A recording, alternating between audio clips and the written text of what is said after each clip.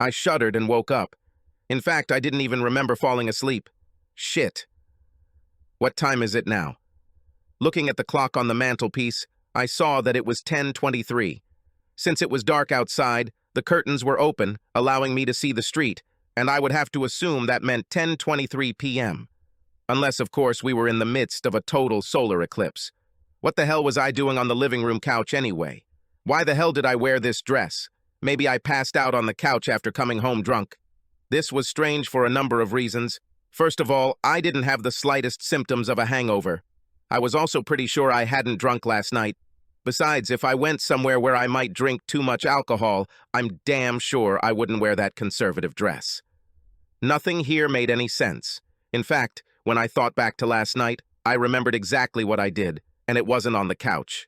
I definitely wasn't dressed.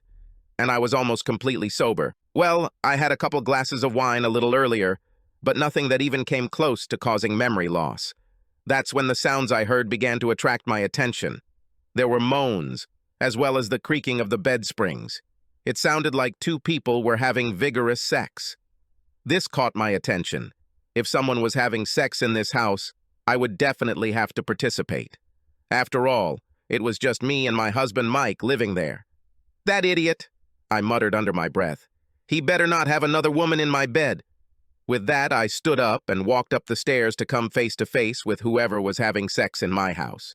I couldn't truly believe that Mike would cheat on me, but the sounds I heard were definitely leading in that direction. If he cheated on me, I would rip away his dignity. The door to the bedroom was wide open. I walked through the door and stopped in complete shock. There, on the bed, lay my husband. He was completely naked. What was even more shocking was the woman sitting on him. I heard them talking about how they couldn't understand how we could exchange everything. All my attempts to reach them were useless. They didn't even notice my presence. Instead of the shocked reaction of being caught, as I expected, they didn't even break their rhythm. "What the hell, Mike? Answer me! Don't you dare ignore your wife after I caught you red cheating on you!" Once again, the copulating couple completely ignored me. From purely technical observation, I knew what Lisa was going through. Mike has driven me crazy this way countless times. He never stopped destroying my body whenever we had sex. Whether it was during tender lovemaking or furious sex, I always ended up turning into a mass of quivering jelly by the time we finished. Yes, I was fully aware of what she was experiencing. This led to a little worry in the back of my mind, wondering why. Well, there were more important things to do right now. The most important thing was to kick the ass of a cheater who had sex with my husband right in front of me. "Don't you dare ignore me, you bastard! I caught you cheating on me, and I'm going to throw out your cheating ass and take everything you have." I tried again. As before, there was not the slightest response from the copulating duo. "They can't hear you." A very familiar voice came from the window. Turning towards the voice, I saw Jerry, Lisa's husband, sitting in a chair and watching. He had a devastated expression on his face as he watched his wife making love to my husband. Considering the circumstances, it was a little strange to see him sitting there dressed in a very nice and expensive tailored suit. I recognized it as one of his best suits, which he wore to some of the more prestigious events we attended with our respective spouses. I should probably mention here that Jerry was my boss at work.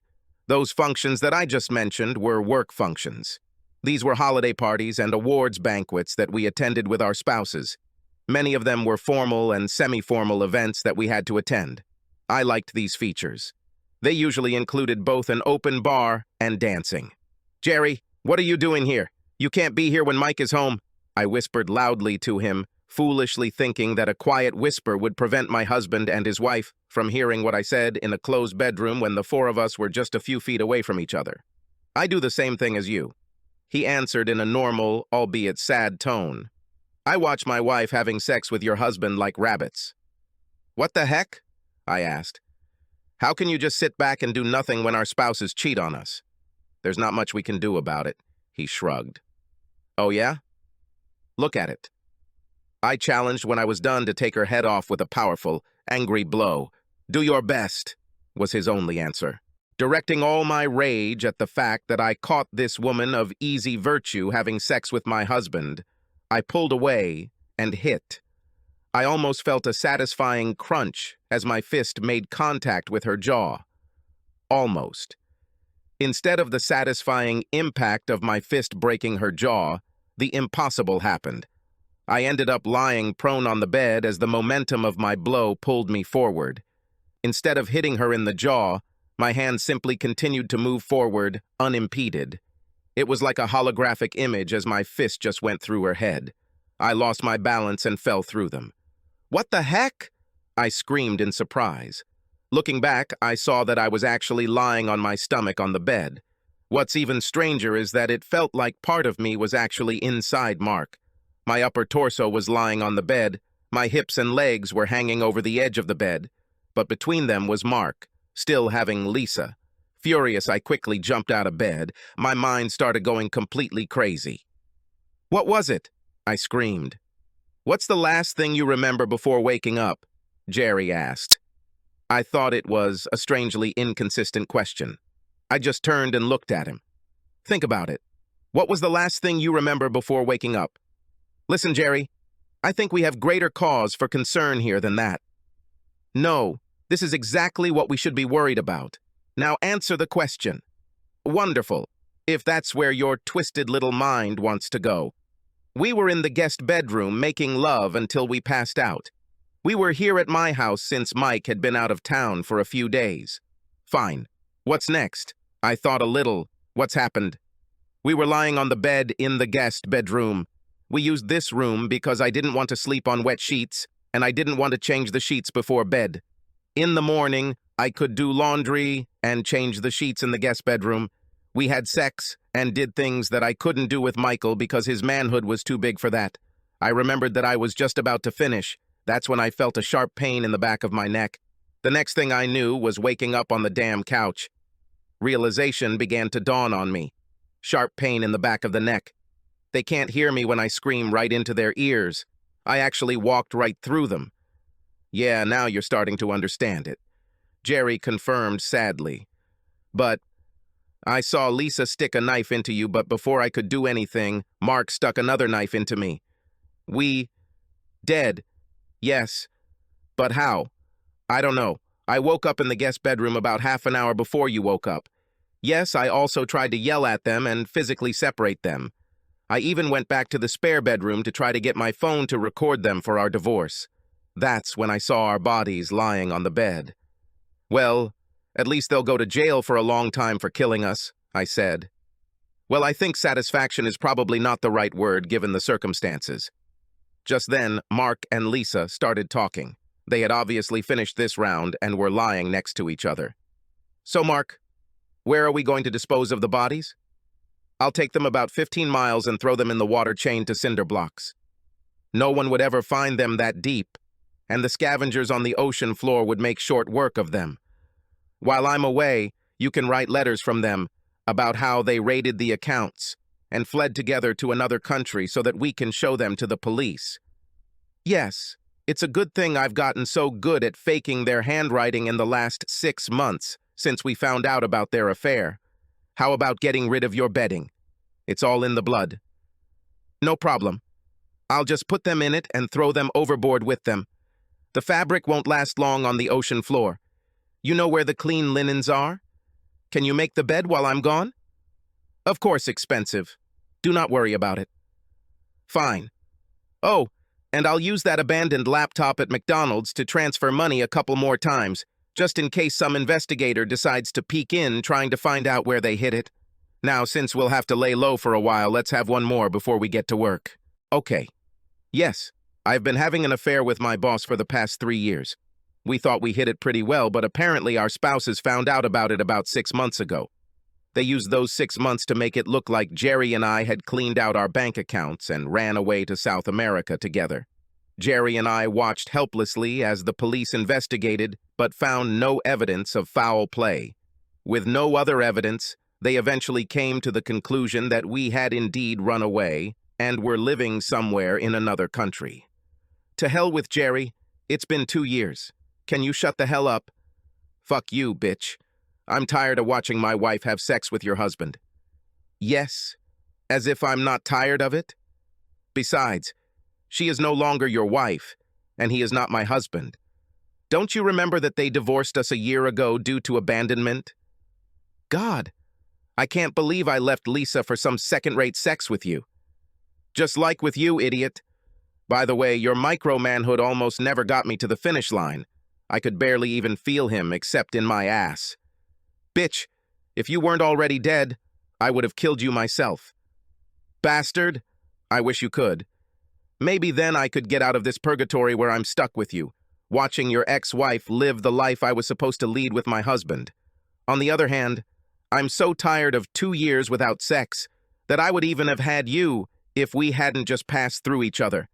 I can't even satisfy myself because my fingers just go right through me like I'm made of smoke.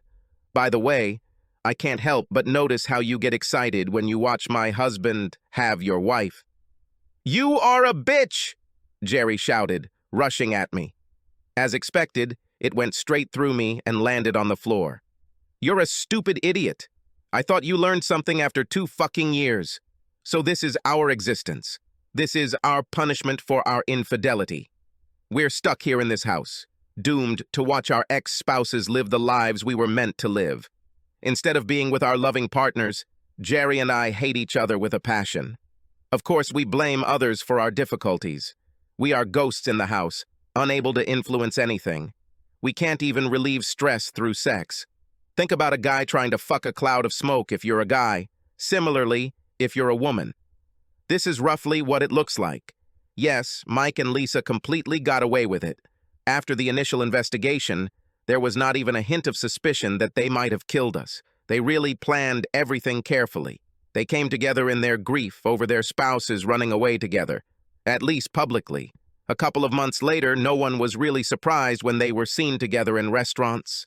No one was surprised when they got married a year after we disappeared. Jerry and I could do nothing but watch. We tried to leave the house. We couldn't. We were locked here, like in the most secure prison in the universe. We could go anywhere we wanted inside the house, but we couldn't cross the outside walls. Even if the door was wide open, it seemed as if there was a force field there that prevented us from crossing the threshold. To make matters worse, we seemed to be drawn irresistibly to where Mark and Lisa were in the house. Of course, this meant that we had ringside seats for every single sex session they had. After 2 years, I really wanted to be sent to real hell. Seriously, it can't get any worse than this.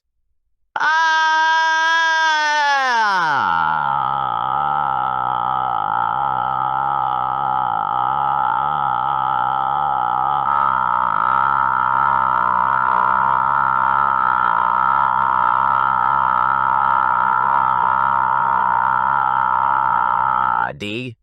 Looks like Tiffany is awake and hungry, baby. Yes. Honey, could you... I'll take care of it.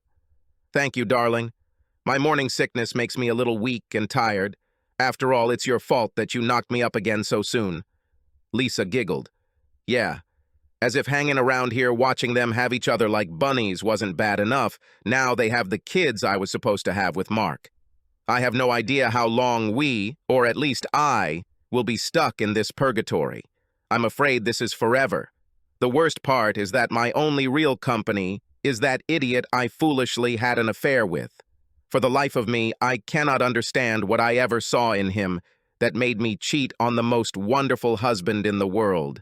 I mean, other than that minor murder issue, he was the most loving and devoted husband a woman could ask for. At least that's what Lisa seems to think. Well, for some, life goes on. Subscribe to our channel so that your second chaff doesn't cheat on you, and go ahead and listen to the next story, because this story is nothing compared to the next one. If you're under 18, don't even think about listening to the next one.